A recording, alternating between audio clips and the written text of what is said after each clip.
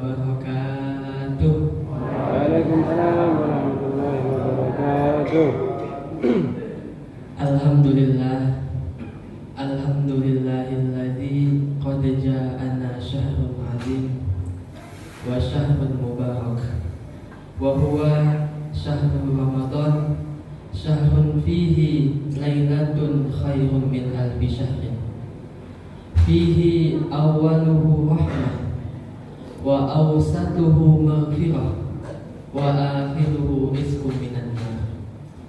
Faman shamahu wa qamahu imanan wa ihtisaban ghufira lahu ma taqaddama min dhanbihi wa kharaja min dhunubihi kayaumin wa la tasbuhu ummuhu. Amma ba'du. Yang saya hormati, yang saya muliakan Bapak Mutiara Muklis, yang saya hormati dan yang saya muliakan Bapak pengurus Masjid Al-Munawwarah, dan serta Bapak Ibu yang selalu dirahmati oleh Allah Subhanahu wa taala. Amin ya rabbal alamin. Pertama kalinya, marilah sama-sama kita untuk memanjatkan rasa syukur kita kepada Allah Subhanahu wa taala.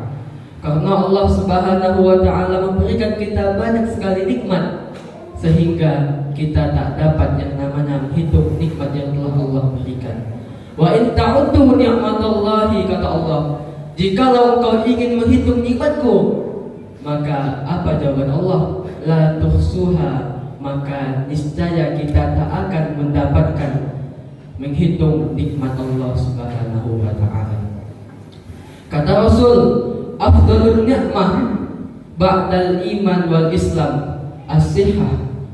Sebaik-baiknya nikmat, seutama-utamanya nikmat setelah nikmat iman dan nikmat Islam, apa itu? Yaitu nikmat kesehatan.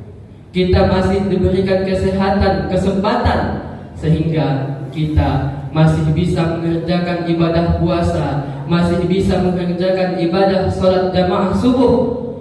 Maka dari itu, marilah sama-sama kita untuk selalu bersyukur kepada Allah Subhanahu wa ta'ala.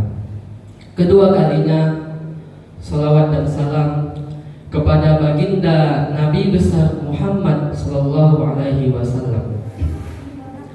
Karena Nabi Muhammad sallallahu alaihi wasallam adalah yang membawakan kita dari zaman jahiliyah, dari zaman kebodohan, sehingga zaman yang terang benderang dengan ilmu pengetahuan. Bapak Ibu yang dimuliakan oleh Allah Subhanahu wa taala, kenapa kita selalu disuruh untuk membaca sholawat kepada Nabi besar Muhammad sallallahu alaihi wasallam? Karena suatu ketika di saat Nabi Adam dijatuhkan oleh Allah Subhanahu wa taala ke muka bumi disebabkan oleh makan buah khuldi, lalu Nabi Adam meminta mohon kepada Allah Subhanahu wa taala dengan membacakan doa, Allahumma ighfirli bijahi sayyidina Muhammad. Ya Allah, ampunilah dosaku dengan nama Nabi Muhammad. Lalu Allah bertanya kepada Nabi Adam, kenapa engkau menyebutkan nama Muhammad di doa itu, sedangkan Nabi Muhammad di saat itu belum lahir? Kenapa kau dah kenal nama Nabi Muhammad? Karena ya Allah, ketika engkau tiupkan ruh ke dalam tubuhku, maka di situ aku melihat ada nama Muhammad yang bersanding dengan namamu. Siapa lagi kalau bukan Nabi Muhammad sallallahu alaihi wasallam? Allahumma shalli ala sayyidina Muhammad. Allahumma shalli wa sallim wa barik alaihi. Bapak Ibu yang dimuliakan oleh Allah Subhanahu wa taala. Suatu ketika Rasulullah sallallahu alaihi wasallam ditanya oleh sahabat, wahai Rasulullah, ya Rasulullah, ayyul amali ahabbu ilallah? Amalan apa yang paling dicintai oleh Allah Subhanahu wa taala? Ada amalan yang paling dicintai oleh Allah Subhanahu wa taala.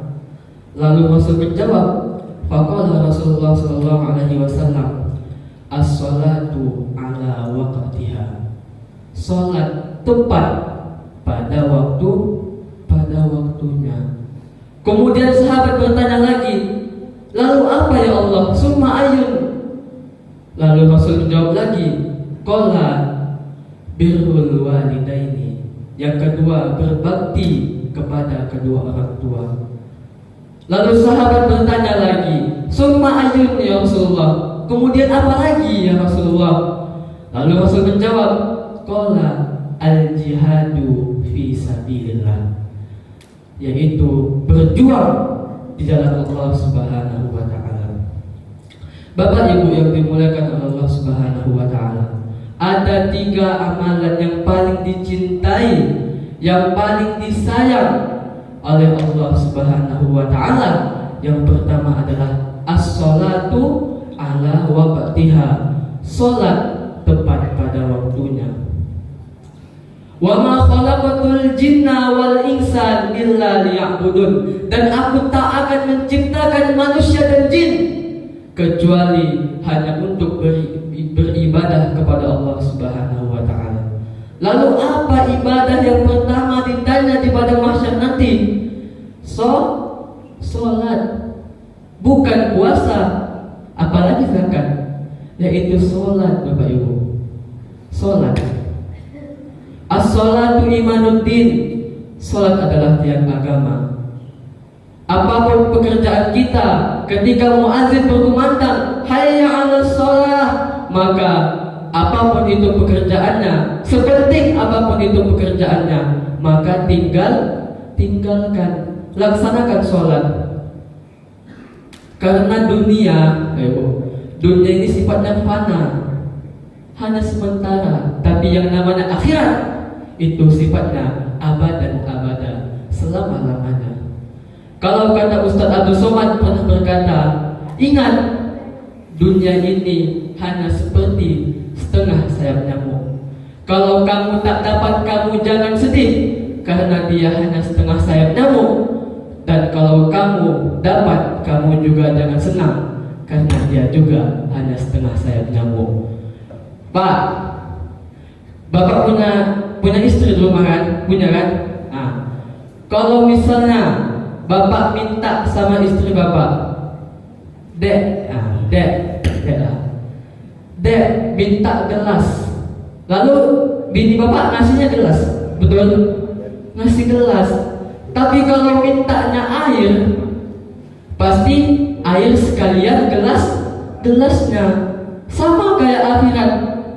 Kalau Bapak hanya mengejar dunia, maka insya Allah akhirat tak akan ikut. Tapi kalau Bapak mengejar akhirat, insya Allah dunia akan ikut. Begitu kira-kira perumpamaannya.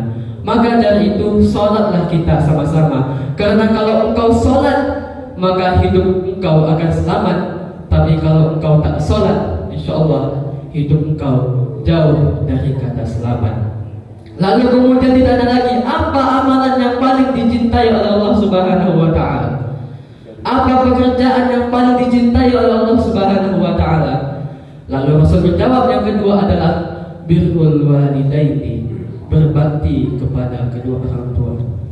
Setua apapun kita, walaupun kita dah punya anak bini, tapi kalau kita di mata kedua orang tua kita tetaplah anak-anak. Tetaplah berbakti kepada kedua orang tua kita. Karena kalau kita udah menyakiti yang namanya hati umat bapak kita, udah sakit hati beliau berdua, maka insya Allah penyesalan yang akan datang selanjutnya. Bahkan di Quran dijelaskan, fala taqul lahum ma'uf, mengatakan saja kita tidak boleh, apalagi sampai melawan menyakiti hati kedua orang tua kita. Lalu yang ketiga adalah al-jihadu fi sabilillah, berjuang di jalan Allah Subhanahu wa taala. Kalau dulu berjuangnya dengan berperang bersama Rasulullah melawan kafir Quraisy, kalau sekarang adalah kita menimba ilmu di pondok pesantren, itu sudah termasuk yang namanya al-jihadu fi sabilillah. Apabila ada jarum yang patah, jangan simpan di dalam peti. Apabila ada kata-kata yang salah, jangan disimpan di dalam hati. Wallahu muwaffiq ila aqwamit thoriq. Semoga bermanfaat. Assalamualaikum